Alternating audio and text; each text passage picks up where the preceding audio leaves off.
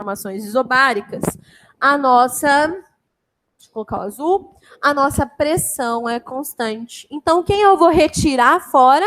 Eu tiro fora a pressão. Então, vamos lá. Eu tenho 3 variáveis: pressão, volume e temperatura. Ele me disse que a minha pressão é constante. Então, sai fora a pressão. Se sai fora a pressão, vai sobrar volume dividido por temperatura. Então, a fórmula aqui vai ficar assim, ó.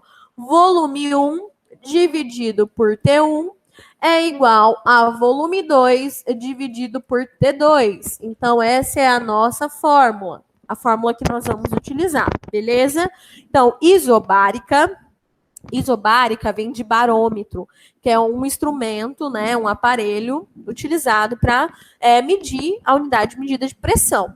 Então, se a pressão é constante, nós vamos ter o seguinte, que a quantidade de volume, ela é diretamente proporcional à temperatura, tá?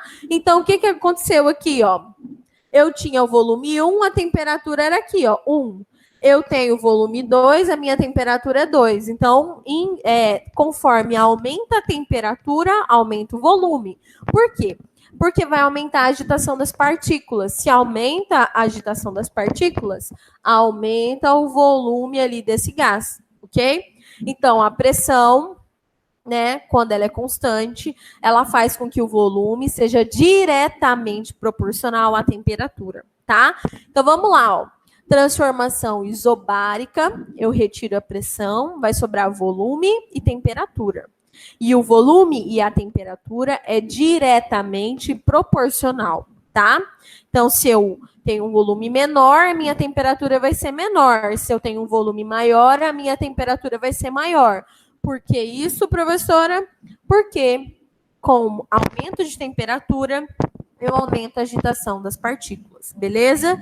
Então, é o seguinte, agora vamos lá para o exemplo, para vocês colocarem em prática, tá? Então, analisando aqui, uma amostra de ozônio ocupa 25 ml. ml é a unidade de medida de volume. A 27 graus Celsius. Opa, graus Celsius é a unidade de medida de temperatura. Que volume ocupará a 87 graus Celsius se não houver variação de pressão? Então, vamos lá. Ó. Ele não disse para a gente diretamente que ela é isobárica, tá? Mas existem questões que ele vai falar, olha, a reação ela é isobárica. Ele vai falar diretamente para você. Ele não falou, mas ele poderia ter dito, tá? Porém, ele disse que não houve variação. Se não houve variação de pressão, ele quis dizer para você de maneira velada que ela é uma reação isobárica, tá? Vamos lá. Aí o seguinte, ó, nós temos o volume 1, nós temos a temperatura 1, que era menor. No final, nós temos a temperatura 2, e ele quer saber, então, o volume 2, né? Não é isso que ele quer saber? O volume que ocupará? Ocupará é no final, não é no início, beleza? Então, é o seguinte, ó, está em ml, nós temos que fazer o quê? Transformar para litro. Para mim transformar isso para litro, eu vou pegar esse valor e vou dividir ele por 1000, beleza? Então, 25 dividido por 1000, nós vamos ter 0,025. Então, vamos lá, ó. O nosso volume 1, nós vamos transformar o nosso volume 1, então, que estava em 25 ml, nós vamos transformar ele para litro, 0,025 litros. A nossa temperatura 1, ela está em graus Celsius também, ó, 27.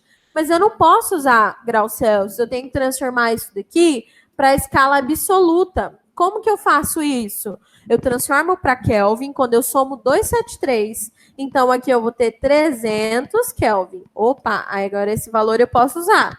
Aí, vamos lá. Temperatura 2, a mesma coisa. A nossa temperatura 2 é 87 graus Celsius, mas a gente não pode utilizar ele em graus Celsius. A gente tem que utilizar ele quê? Em escala absoluta, em Kelvin. Então, nós vamos ter que somar 273, que vai dar 360 Kelvin. Beleza? Então, vamos lá, ó.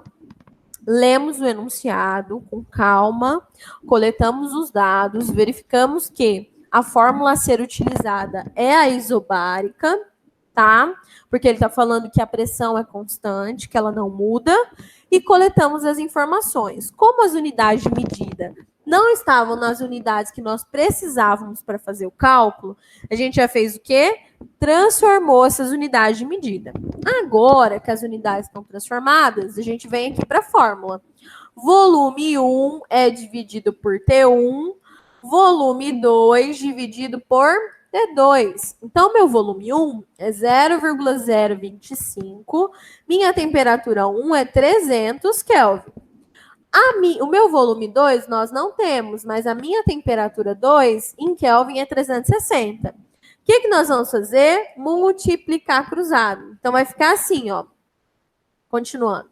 300 Kelvin é igual, né, a 0,25 vezes 360, que é 9. Então, vai ficar 9 dividido por 300, ok? 9 dividido por 300. E o nosso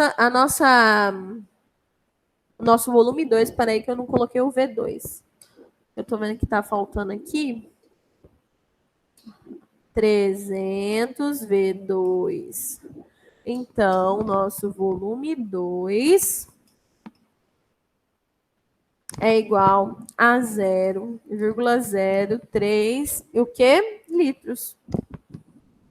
Beleza? Aí vamos lá, ó. Vocês lembram que eu disse para vocês que o volume é diretamente proporcional à temperatura? Então, o nosso volume, a nossa temperatura 2 foi 360. O que aconteceu com o volume? Aumentou. Se a gente observar, ele passou para 30 ml. Então, no início era 25 e a temperatura era 300 Kelvin. No final, nós temos uma temperatura maior, que é 360 Kelvin, e o volume foi o quê? Maior, tá? Então, ó, primeira fórmula isotérmica, temperatura constante. Segunda fórmula isobárica, pressão constante.